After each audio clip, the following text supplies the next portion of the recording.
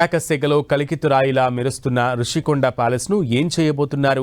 దాన్ని ప్రభుత్వం ఎలా వినియోగించుకోబోతోంది? ఋషికొండ ప్యాలెస్ను హోటల్గా మార్చబోతున్నారా? ప్రభుత్వానికి ఆదాయ వనరుగా ఎలా మార్చుకోనున్నారు? ఇలాంటి డౌట్లకు త్వరలోనే ఏపీ సర్కార్ ఫుల్ స్టాప్ పెట్టనుంది. ఋషికొండ ప్యాలెస్ను ఏ విధంగా వినియోగించాలన్న అంశంపై ప్రభుత్వం ఏర్పాటు చేసిన సబ్ కమిటీ సచివాలయంలో భేటీ అయింది. ఈ భేటీలో మంత్రులు పయ్యావుల కేశవ్, కందుల దుర్గేష్, డోలా బాల వీరాంజనేయ స్వామి అధికారులు పాల్గొని సుదీర్ఘంగా చర్చించారు. గత కేబినెట్ సబ్ కమిటీ భేటీ సూచనల మేరకు ప్రజలు, స్టేక్ హోల్డర్స్ అభిప్రాయాన్ని పర్యాటక శాఖ అధికారులు సబ్ కమిటీ ముందుంచారు. ఋషికొండ ప్యాలెస్ను ఏ విధంగా వినియోగించాలన్న అంశంపై వెబ్సైట్లో స్పందించిన ఒక స్పందన కోరగా 1517 మంది ప్రజలు, 44 మంది స్టేక్ హోల్డర్స్ అభిప్రాయం వ్యక్తం చేశారు. గత ప్రభుత్వం చేసిన తప్పును త్వరితగతిన సరిదిద్ది ప్రజలకు ఉపయోగపడేలా చేయాలని ప్రజలు కోరినట్లు సబ్ కమిటీలోని మంత్రులు చెప్పారు. కొందరు hotel, resort, museum, art gallery, science planetarium, అలాగే వెల్నెస్ సెంటర్గా ప్రభుత్వ కార్యాలయంగా వినియోగిస్తే బాగుంటుందని అభిప్రాయం వ్యక్తం చేసినట్లు సబ్ కమిటీ తెలిపింది. అంతిమంగా సంస్థల సమర్థతను పరిగణలోకి తీసుకుని ప్రజలకు ఉపయోగపడేలా, ప్రభుత్వానికి ఆదాయం తెచ్చిపెట్టేలా ఋషికొండ ప్యాలెస్ను ఉపయోగించుకుంటామని సబ్ కమిటీ తెలిపింది. గత ప్రభుత్వం ఋషికొండపై పర్యాటక శాఖకు అధిక ఆదాయాన్నిచ్చే హరిత రిసార్ట్ స్థానంలో విజయనగర, కళింగ, చోళ, పల్లవ, గజపతి, వేంగి, ఈస్టర్స్ గంగా తదితర పేర్లతో కూడినటువంటి 7 బ్లాక్లతో 19,968 చదరపు మీటర్లలో రాజప్రాసాదం లాంటి ప్యాలెస్ను నిర్మించింది. అయితే ఈ ప్యాలెస్ నిర్మాణంతో ప్రజాధనాన్ని దుర్వినియోగం చేశారన్న విమర్శలు ఉన్నాయి. గత ప్రభుత్వ నిర్ణయం వల్ల ప్రస్తుతం ప్రతి నెల 25 నుంచి 30 లక్షలు మెయింటెనెన్స్ ఛార్జీల భారం పడుతోంది. ఈ నేపథ్యంలో త్వరితగతిన వినియోగంలోకి తీసుకువచ్చేందుకు ప్రజలు, స్టేక్ హోల్డర్స్ అభిప్రాయాన్ని పర్యాటక శాఖ తీసుకుంది.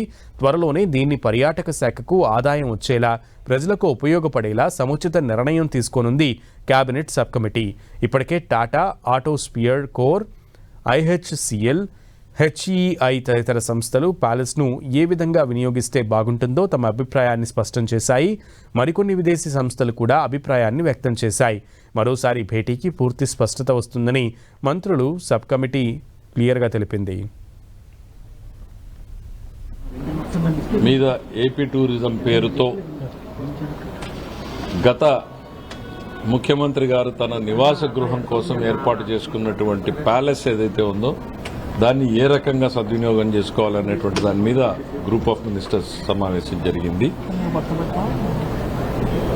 నెలకు 25 నుంచి 30 లక్షల రూపాయలని కేవలం జస్ట్ మెయింటెనెన్స్ మీదనే పోతా ఉంది. సో ఇప్పటికీ మనం పబ్లిక్ నుంచి ఒపీనియన్స్ తీసుకున్నాం, వచ్చాయి.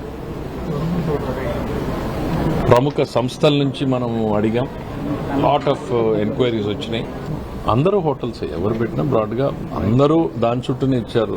ఒక రిసార్ట్ అన్నారు, ఒక హోటల్ అన్నారు, ఒక వెల్నెస్ రిసార్ట్ అన్నారు. ఇట్లా పేర్లు ఏమైనా బ్రాడ్గా హాస్పిటాలిటీ ఇండస్ట్రీకి సంబంధించింది.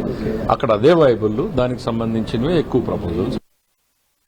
ఇప్పటికే ప్రజల నుంచి తీసుకున్నటువంటి స్పందన కానీ, అదేవిధంగా ఎవరైతే ఉత్సాహం చూపిస్తున్నటువంటి వారు చెప్పినటువంటి మాటలు కానీ, అవి రెండు కూడా తీసుకున్న మీదట ఒక 3-4 మనకి చాలా వైబుల్గా కనపడతా ఉన్నాయి.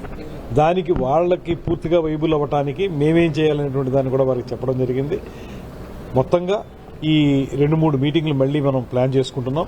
ఈ లోపలనే అవసరమైనటువంటి గ్రౌండ్ వర్క్ తయారు చేసుకుని ఇవి మొత్తంగా ఒక 3-4 వైబుల్ ప్రాజెక్టులని మేము ఫైనలైజ్ చేసుకుని వాటిని కేబినెట్ ముందు తీసుకురావడం, ముఖ్యమంత్రి గారితో డిస్కస్ చేయడం చేసి దాన్ని అల్టిమేట్గా తొందరలోనే దాన్ని ప్రజలకు ఉపయోగపడే విధంగా, at the same time tourism డిపార్ట్మెంట్కి ఆదాయం వచ్చే విధంగా చేస్తాం.